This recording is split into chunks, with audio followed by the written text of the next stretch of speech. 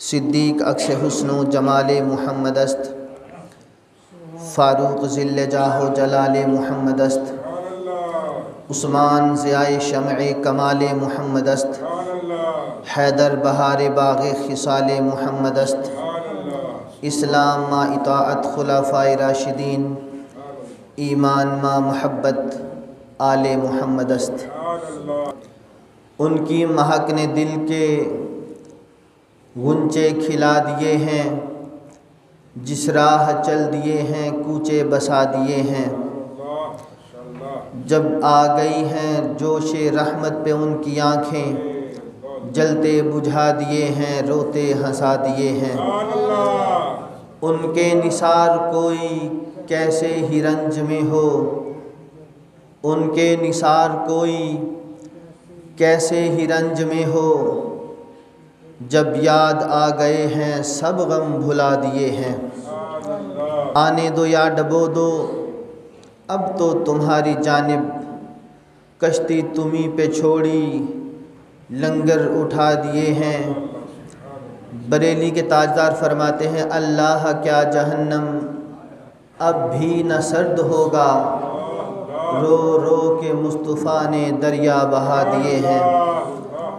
اور میرے کریم سے گر قطرہ کسی نے مانگا، میرے کریم سے گر قطرہ کسی نے مانگا، دریا بہا دیے ہیں در بے بہا دیے ہیں۔ آگے اس کے جو مقطع ہے وہ مقطع اعلیٰ حضرت کا نہیں ہے۔ حسن رضا خان رحمۃ اللہ علیہ اپنا کلام چیک کروانے داغ دہلوی کے پاس دلی جا رہے تھے، تو امام احمد رضا خان فاضل بریلوی فرمانے لگے کہ یہ میرا بھی ایک کلام لے جاؤ اور اپنے استاذ کو چیک کروانا اور پوچھنا احمد رضا کیسا لکھتا ہے۔ تو داغ دہلوی نے امام حسن رضا رحمۃ اللہ علیہ کے بہت سی غلطیاں نکالیں، کسی جملے کی، کسی پیرے کی، کسی وزن کی، اور قلم چلاتے رہے۔ جب آگے یہ کلام آیا انہوں نے کہا یہ میرے بھائی احمد رضا کا ہے، اس پر بھی ذرا نظر ثانی کرو۔ تو داغ دہلوی نے جب پڑھا نا، ان کی مہک نے دل کے غنچے کھلا دیے ہیں، جس راہ چل دیے ہیں کوچے بسا دیے ہیں، جب آ گئی ہیں جوش رحمت پہ ان کی آنکھیں، جلتے بجھا دیے ہیں روتے ہنسا دیے ہیں۔ اللہ کیا جہنم اب بھی نہ سرد ہوگا، رو رو کے مصطفیٰ نے دریا بہا دیے ہیں۔ اب داغ دہلوی غلطی کا نکالتا، آگے اس نے مقطع خود لکھ ڈالا، کہتا ہے ملک سخن کی شاہی تجھ کو رضا مسلم، جس سمت آ گئے ہو سکے بٹھا دیے ہیں،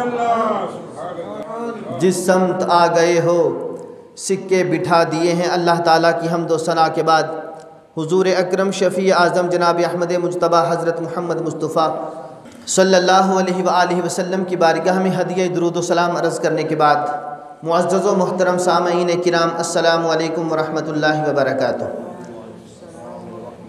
اللہ تعالیٰ کے فضل و توفیق سے جمعۃ المبارک کی عظیم ساعتیں ہمیں نصیب ہو رہی ہیں۔ اللہ تعالیٰ ایک ایک لمحہ اپنی بارگاہ میں قبول فرمائے اور ہمارا خاتمہ بالایمان فرمائے۔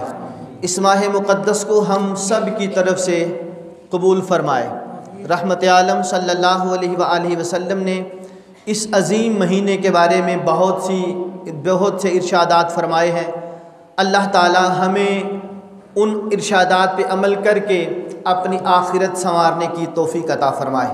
قرآن مقدس میں اللہ تعالیٰ ارشاد فرماتا ہے قُلْ إِن كُنتُمْ تُحِبُّونَ اللَّهَ فَاتَّبِعُونِي يُحْبِبْكُمُ اللَّهُ۔ ہر بندہ چاہتا ہے اللہ مجھ سے پیار کرے، میں بھی چاہتا ہوں، آپ بھی چاہتے ہیں۔ عبداللہ بن عباس رضی اللہ تعالی عنہ کہتے ہیں مکہ کی وادی میں لوگوں نے اپنے بتوں کو بڑا سنوار کے رکھا ہوا تھا، تو ان کی پوجا کرتے تھے۔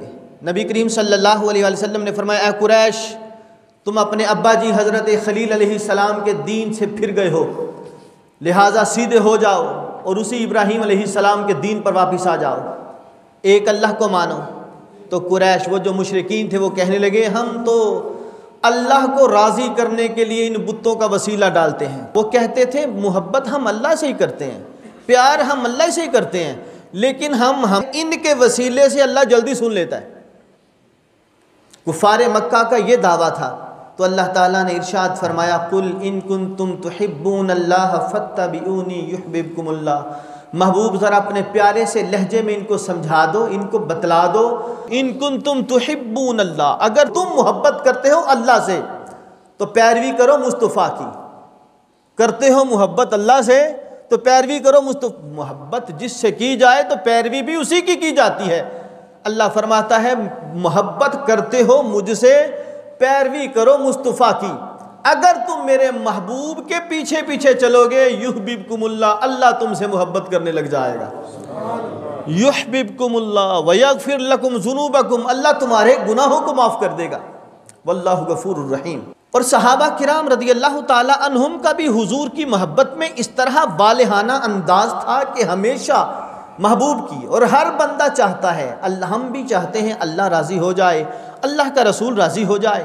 صحابہ بھی یہی چاہتے تھے اللہ راضی ہو جائے، اللہ کا رسول راضی ہو جائے۔ آج ایک گندی قوم نکل آئی جو فقط محبت رسول کے اوپر جناب ہمیں کہتی ہے اس کو چھوڑ دو، فقط اللہ اللہ کرو۔ ہم مانتے ہیں کہ اللہ اللہ کرتے ہیں، ہم مانتے ہیں حضور نے اللہ اللہ کرنا سکھایا، لیکن حضور صلی اللہ علیہ وآلہ وسلم کو چھوڑ کر کس قوم کو رب ملا ہے؟ حالانکہ قرآن نے خود کہا قُلْ إِن كُنتُمْ تُحِبُّونَ اللَّهَ، اگر تم محبت کرتے ہو اللہ سے تو کرنا کیا ہے؟ فَاتَّبِعُونِي، محمد کریم جیسے کہتے ہیں ویسے کرتے جاؤ، جیسے کہتے ہیں۔ وہ کہتے ہیں نماز پڑھو تو تم پڑھو، وہ کہتے ہیں ایسے پڑھو تو ایسے پڑھو، وہ کہتے ہیں 20 پڑھو تو تم 20 پڑھو۔ جی وہ کہتے ہیں 20 پڑھو تو تم 20 پڑھو، 8 پڑھ کے بھگوڑے نہ بنو، 20 پڑھو۔ وہ کہتے ہیں اتنے بجے سحری کرو تو تم کرو، وہ کہتے ہیں یوں کرو تو یوں کرو، وہ کہتے ہیں میرے جیسا چہرہ بناؤ تو بناؤ، جیسے کہتے ہیں ویسے کرتے جاؤ۔ جب تم ویسے ویسے کرو گے جیسے مصطفیٰ کہتے ہیں تو رب تم سے محبت کرنے لگ جائے گا۔ اب اندازہ کر لو، مسلم میں ایک روایت ہے کہ حضرت عمر بن خطاب رضی اللہ تعالیٰ عنہ کعبۃ اللہ میں جب گئے نا تو حجر اسود کے سامنے کھڑے ہو گئے۔ حضرت عمر طواف کیا تو حجر اسود کے سامنے جا کے کھڑے ہو گئے، کہنے لگے اے حجر اسود میں جانتا ہوں تو پتھر ہے، نہ نفع دے سکتا ہے نہ نقصان دیتا ہے، حالانکہ سرکار نے فرما رکھا ہے حجر اسود قیامت کے دن اس کو اللہ آنکھیں بھی دے گا، زبان بھی دے گا، ہونٹ بھی دے گا، یہ بول بول کے کہے گا فلاں نے مجھے چوما تھا، فلاں نے استلام کیا تھا، تو اللہ اس کو بخش دے گا۔ ہمارے آقا حضرت عمر بن خطاب حجر اسود کے سامنے کھڑے تھے اور حجر اسود سے فرما رہے تھے اے حجر اسود میں جانتا ہوں تو ایک پتھر ہے، نہ نفع دے سکتا ہے نہ نقصان دے سکتا ہے، اللہ کی قسم اگر عمر تجھے چومے گا تو فقط اس وجہ سے کہ میں نے دیکھا تھا مصطفیٰ نے تجھے چوما تھا، میں فقط تجھے اس لیے چوموں گا کہ مصطفیٰ نے چوما تھا۔ اور اسی طرح کی ایک روایت جب حضرت عثمان نے غنی رضی اللہ تعالیٰ عنہ نے پانی کا ایک وہ مٹکا منگوایا، وضو کرنے لگے، وضو کیا تو وضو کر کے ہنسنے لگ گئے، تو خود ہی لوگوں سے کہا لوگوں مجھ سے پوچھو میں کیوں ہنستا ہوں، لوگوں مجھ سے پوچھو میں کیوں ہنستا ہوں۔ اور لوگوں نے سوال کیا امیر المؤمنین آپ فرما دیں آپ کیوں ہنستے ہو؟ جیسے ہی پانی منگوایا تھا، منگوانے والے مصطفیٰ تھے، لانے والے صحابہ تھے۔ اب پانی میں نے منگوایا، وضو میں نے کیا، تم لوگوں نے کروایا، تب پانی لانے والے ہم لوگ تھے، وضو فرمانے والے مصطفیٰ تھے، وضو کر کے نبی کریم علیہ السلام بھی مسکرائے تھے۔ عثمان کیوں مسکرا رہے ہیں؟ ڈاکٹر صاحب حضرت عثمان غنی کیوں مسکرائے؟ مصطفیٰ مسکرائے تھے، وضو کیا، وضو کر کے مسکرا پڑے، اور آگے کیا بتایا آپ عمرہ کر لو لیکن محمد کو ہم نہیں کرنے دیں گے۔ تو حضرت عثمان غنی نے فرمایا اگر محمد عمرہ نہیں کریں گے تو عثمان بھی نہیں کرے گا۔ آج اندازہ کر لیں ہم محبت رسول کو چھوڑ کر جانا کہاں چاہتے ہیں، ہم حضور کا در چھوڑ کے کہاں پر اپنا جناب وہ ٹھکانہ بنانا چاہتے ہیں۔ حضور کے در پر پڑے رہیں گے تو بچے رہیں گے، حضور کا در چھوڑا تو بیڑا غرق ہو جائے گا۔ محبوب سے پیار کیا جاتا ہے اور محبوب کے محبوبوں سے بھی پیڑے پہ گئے. محبوب سے بھی پیار ہوتا ہے, محبوب کے محبوبوں سے بھی پیار ہوتا ہے, محبوب کی وفاؤں سے بھی پیار ہوتا ہے, محبوب کی اداؤں سے بھی پیار ہوتا ہے. کوئی بھی ہو, کہیں بھی ہو, کیسا بھی ہو. رسالت مآب صلی اللہ علیہ وسلم کے ایک صحابی ہیں حضرت خالد بن ولید رضی اللہ تعالیٰ عنہ. نبی کریم صلی اللہ علیہ وسلم نے حجۃ الوداع کے موقع پر جب حلق کروایا نا, حلق کروا کر ہمارے آقا صلی اللہ علیہ وسلم نے جب بال منڈوائے تو خالد بن ولید رضی اللہ تعالیٰ عنہ نے چند بال اس میں سے رکھ لیے, چند بال. ہمارے نبی علیہ السلام نے ارشاد فرمایا, اے خالد ان بالوں کا کرے گا کیا؟ اب وہ ہے صحابی. کون ہے؟ گندی سوچ والی قوم ہوتی تو پتہ نہیں کیا ہوتا. وہ تھے صحابی. صحابی لفظ سمجھو اور اس کے وزن پر کچھ اور بھی سمجھو. ہمارے آقا علیہ السلام نے حضرت خالد سے پوچھا, حضور علیہ السلام نے حضرت خالد بن ولید سے فرمایا, خالد ما تصنع بہؤلاء یا خالد, ان کا کرو گے کیا؟ بھٹکی ہوئی سوچ نہیں تھی. توحید کس نے سکھائی تھی ان کو؟ حضور نے. رسالت حضور نے سکھائی. اور مانگنا نہ مانگنا کس نے سکھایا؟ اور حضور نے ہی بتایا تھا, اللہ ایک ہے وحدہ لا شریک ہے, اللہ کے سوا کسی کی عبادت نہیں کی جائے گی. ہمارے آقا کا سکھایا ہوا آدمی حضور کے سامنے, حضور کے بال جناب اکٹھے کیے جا رہا ہے. ہمارے آقا نے فرمایا کیا کرو گے؟ خالد بن ولید کہتے ہیں, اتبرکو بہا یا رسول اللہ, یا رسول اللہ میں برکت کے لیے اپنے پاس رکھوں گا. کیا کروں گا؟ برکت کے لیے اپنے پاس رکھوں گا. وَاسْتَعِينُ بِهَا عَلَى الْقِتَالِ قِتَالَ أَعْدَائِي, جب بھی دشمن میرے مقابلے میں آئے گا میں بالوں کی مدد سے دشمن کو مار گراؤں گا. سبحان اللہ, نعرہ تکبیر, اللہ اکبر, نعرہ رسالت یا رسول اللہ, تاجدار ختم نبوت زندہ باد, زندہ باد, تاجدار ختم نبوت زندہ باد, زندہ باد, ہر صحابی نبی جنتی جنتی. اور یہاں تک ایک جنگ میں حضرت خالد بن ولید کی ٹوپی گر گئی. وہ امامہ جو سر پہ ٹوپی پہنی تھی وہ ٹوپی گر گئی. گھمسان کی جنگ چھڑ گئی تو حضرت خالد بن ولید رضی اللہ تعالیٰ عنہ کو لوگوں نے پکڑا, اپنی طرف کھینچ لائے. حضرت خالد نے لوگوں سے اپنے آپ کو چھڑایا تو مجمع میں دوڑ گئے. جب واپس آئے تو حالات تھوڑے سے خراب تھے. تو لوگوں نے سوال کیا, خالد اتنی گھمسان کی جنگ میں کیوں گئے تھے؟ وہاں پہ تیرا کیا ایسا گر گیا تھا خزانہ جو لینے گئے تھے؟ او یار جان بچ جاتی تو دوبارہ چلے جاتے. خالد کہنے لگے میری یہ ٹوپی وہاں پہ گر گئی تھی, یہ لینے گیا تھا. لوگوں نے سوال کیا یہ ٹوپی تو بڑی بوسیدہ ہے, پرانی ہے, لینے کیوں گیا تھا جان جوکھن میں ڈال کر؟ خالد بن ولید کہتے ہیں اس ٹوپی میں مصطفیٰ کے چند بال میں نے رکھے ہوئے ہیں. اب حضرت خالد بن ولید سے پوچھا گیا تھا, خالد بتا تو صحیح, دنیا کی ریت ہے, دنیا کا رواج ہے, دنیا کا قانون ہے, جب بندہ جنگ کرتا ہے کبھی ہارتا ہے کبھی جیتتا ہے. اور یارا تو نے درجنوں جنگیں لڑ لی, کبھی ہارا ہی نہیں, کبھی سر جھکایا ہی نہیں تو نے. حضرت خالد بن ولید نے انہیں جواب دیا, کہتے ہیں میں نے حجۃ الوداع کے موقع پر حضور علیہ السلام کے بال سمیٹے. مصطفیٰ نے پوچھا خالد کیوں لے رہے ہو؟ تو میں نے عرض کی یا رسول اللہ برکت بھی لوں گا, دشمنوں پر میں سبقت بھی لوں گا. تو میرے آقا نے فرمایا تھا خالد جب تک تو لڑتا رہے گا دشمن تیرا کچھ بھی بگاڑ نہیں پائے گا. اب ٹوپی میں مصطفیٰ کے بال ہوں فقط اس وجہ, حالانکہ حضرت خالد بن ولید تلوار باز بڑے اچھا تھے, نیزہ وہ جناب نیزہ بازی میں کمال ماہر تھے, لیکن خالد بن ولید رضی اللہ تعالیٰ عنہ نے یہ نہیں لوگوں سے کہا جن ہمارا بھی نام ہے ہمارا بھی شہرہ ہے, لوگ ہمیں خالد بن ولید کہتے ہیں, خالد کیوں جیتتا ہے؟ کہتا ٹوپی میں مصطفیٰ کے بال ہیں, اللہ ان بالوں کی وجہ سے مجھے ہارنے دیتا ہی نہیں. اور یہی بال حضور کے صحابہ کرام نے چاندی کی ڈبیوں میں, حضرت ام سلمہ بخاری میں ہے, حضرت ام سلمہ رضی اللہ تعالیٰ عنہ فرماتی ہیں, حضرت ام سلمہ رضی اللہ تعالیٰ عنہ کے پاس حضور کے چند بال تھے. جب بھی کوئی صحابی بیمار ہو جاتا نا تو وہ بالوں کو نکالتی پانی میں ڈالتی. آپ بھی اپنے بال لینا پانی میں ڈالنا اور اپنے بھائی سگے سے کہنا پی لے, وہ بوتھے پہ چنڈ مارے گا، پاگل تجھے شرم نہیں آتی؟ تجھے نہیں پتا آج ڈاکٹر کیا کہتا ہے؟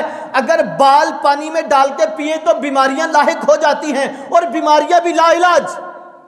تیرا بال ہو تو بیماری، میرا بال ہو تو بیماری، زید کا بال ہو تو بیماری، عمر کا بال ہو تو بیماری، حضور پر اعتراض کرنے والے گندی نسل کے مولوی کا بال ہو تو بھی پیڑے پہ گئے ہو بیماری۔ میں نے کہا ساری کائنات کے بال ہوں تو یارا وبا پیدا کرتے ہیں، محمد کا بال شفا پیدا۔ سبحان اللہ، سبحان اللہ۔ اب پلانے والے کون؟ صحابہ میں بھی ام المومنین جو حضور کی زوجہ محترمہ کہلاتی ہوں، اور جو لا علاج مریض آ جاتا پانی کو، وہ کیا اور کیا تھا، چاندی کی ڈبی میں رکھے ہوئے تھے۔ اور لو، حضرت ابوبکر صدیق کی بڑی بیٹی نام ہے اسما، بیٹی ہے ابوبکر صدیق کی، بڑی بہن ہے ام المومنین عائشہ صدیقہ کی، کہتی ہیں کہ میرے پاس ایک جبہ ہے۔ اسما بنت ابی بکر کہتی ہیں رضی اللہ تعالیٰ عنہ، کہتی ہیں یہ جبہ عائشہ صدیقہ کے پاس تھا، حضور اسے پہنا کرتے تھے۔ حضرت عائشہ صدیقہ کا انتقال ہو گیا، یہ جبہ میرے قبضے میں آ گیا۔ جبہ تھا نبی کریم علیہ السلام کا، توجہ سے سنیے گا، جب محبت ہو جائے تو پھر محبوب کی ہر شے سے محبت ہوتی ہے۔ آج کا گندے سے گندا محبوب بنا لیا جائے نا تو اس کے نخرے بڑے ہوتے ہیں، پتہ نہیں کیا کیا کرتے پھرتے ہیں۔ او محبوب بھی محبوب خدا ہو، اور جس کے پاؤں کے ساتھ لگنے والی مٹی میں شفا ہو، جس کے بالوں میں شفا ہو، جس کے بدن سے لگنے والے کرتے میں شفا ہو۔ اسما بنت ابی بکر کہتی ہیں رضی اللہ تعالیٰ عنہ، کہتی ہیں جب کوئی مریض لا علاج ہو کے آ جاتا میرے دروازے پر، وہ جو آتے تھے وہ بھی صحابی تھے، جس کے گھر میں آتے تھے وہ بھی صحابہ تھے۔ حضرت اسما ابوبکر صدیق کی بیٹی رضی اللہ تعالیٰ عنہ، جب کوئی بندہ آ جاتا یہ جبہ نکالتی سرکار کا، سبحان اللہ، آیا کہاں سے تھا؟ عائشہ صدیقہ رضی اللہ تعالیٰ عنہ سے۔ عائشہ صدیقہ رضی اللہ تعالیٰ عنہ کے پاس کیسے آیا؟ ان کی ملکیت تھی، نبی کریم علیہ السلام کا تھا۔ حضرت سیدہ عائشہ صدیقہ کا جبہ ان کی بہن کے گھر میں جب پہنچا، وصال ہو گیا عائشہ صدیقہ کا، لوگوں میں سے مدینے کے گرد و نواح سے جب بھی کوئی بھی کسی بھی بیماری میں مبتلا ہوتا، مریض کو منجی پہ لٹا کے لے آتے، حضرت اسما بنت ابو بکر کے دروازے پر لا کر کہتے یہ مریض ہے۔ حضرت اسما جبہ لاتی سرکار کا، پانی ڈالتی اس پر، پیالے میں نچوڑتی پانی۔ سبحان اللہ، جڑی بوٹیاں نہیں تھیں، کسی طبیب کا نسخہ نہیں تھا، کسی ڈاکٹر کے کیپسول نہیں تھے، وہ جو آج کل وہ زبان کے نیچے رکھ کر بلڈ پریشر کنٹرول کرتا ہے، اس طرح کا کوئی نسخہ نہیں تھا بابا۔ حضور کا جبہ نچوڑتی تھیں، پانی مریض پیتا تھا، اللہ شفا عطا فرما دیتا۔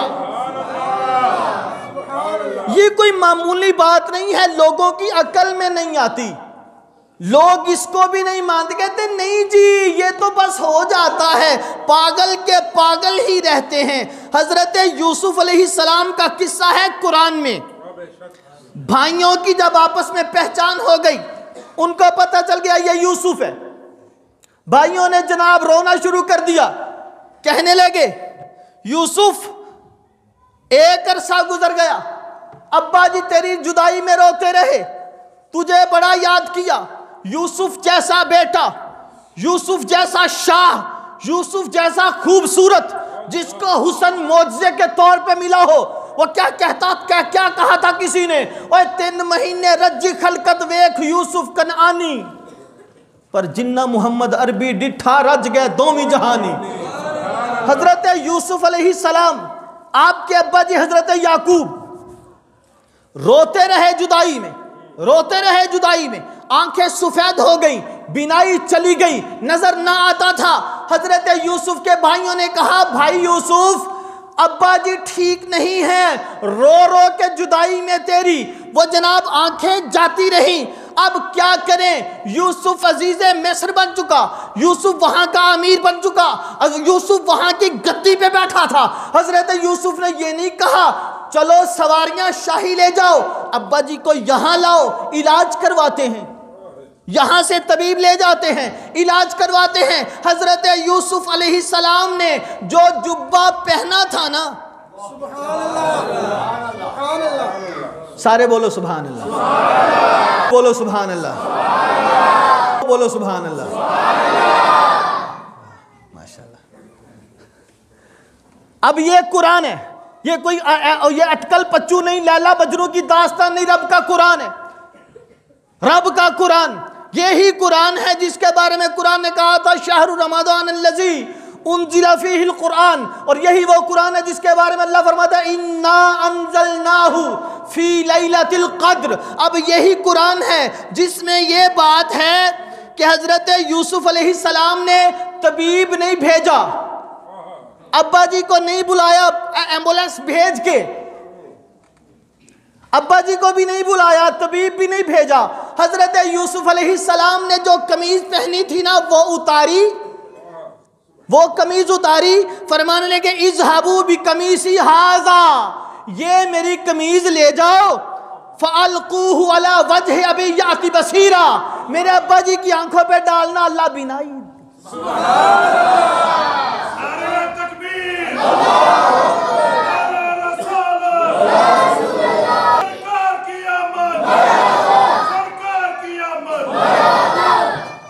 اذهبوا بقمیصی ھذا فَأَلْقُوهُ عَلَى وَجْهِ أَبِي يَأْتِ بَصِيرًا، میرے ابا جی کے چہرے پہ ڈالنا، بینائی آ جائے گی۔ اب جس کے پاس جبہ جا رہا تھا وہ بھی نبی، جو بھیج رہا تھا کہتا ہے رب کے سوا مدد کوئی نہیں کر سکتا، رب کے سوا شفا کوئی نہیں دے سکتا، رب کے سوا دوا کوئی نہیں دے سکتا۔ میں نے کہا یوسف کا جبہ، قمیض یوسف کا، بیمار ہے نبی، بھیج رہا ہے نبی، اگر غیر اللہ سے مدد مانگنا شرک ہوتا تو جناب یوسف گئے کہ نہیں؟ یوسف تو نہ گئے، کہنے والا گیا، بیڑا غرق ہو گیا۔ حضرت یوسف کی قمیض، قرآن نے پتہ کیا کہا؟ کیا قرآن کہتا ہے کہ جب قافلہ چلا نا وَلَمَّا فَصَلَتِ الْعِيرُ قَالَ أَبُوهُمْ إِنِّي لَأَجِدُ رِيحَ یوسف، ابھی مصر سے قافلہ چلا، کنعان میں یعقوب کو خوشبو آ گئی۔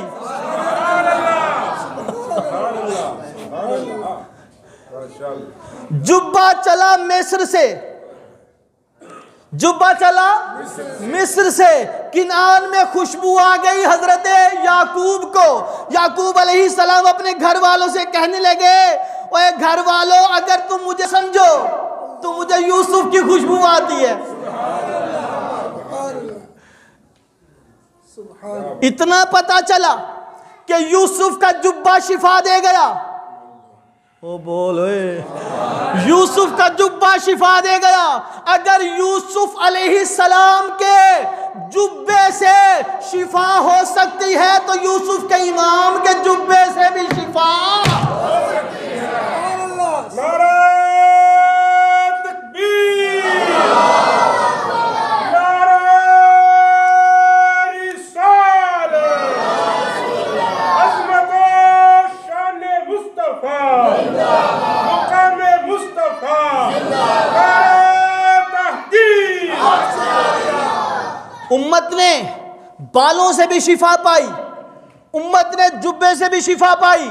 اور یار آج سے چند سال پہلے جاؤ تو مدینے کی مٹی بھی شفا دیتی تھی، دیتی تو اب بھی ہے، لیکن راج کچھ اور قوم کا پڑ گیا۔ مصطفیٰ کریم کے ساتھ جو منسوب ہو جاتا ہے اللہ اس کو بھی شفا دینے والا بنا دیتا ہے۔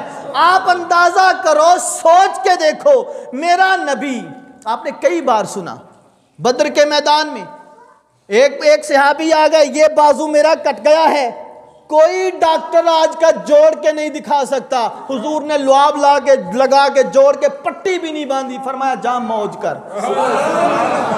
اگلا جمعہ بہر صورت انشاءاللہ زندگی رہی، چلے میں نہ رہا آپ تو رہیں گے نا، جمعہ وہیں پہ ہوگا انشاءاللہ۔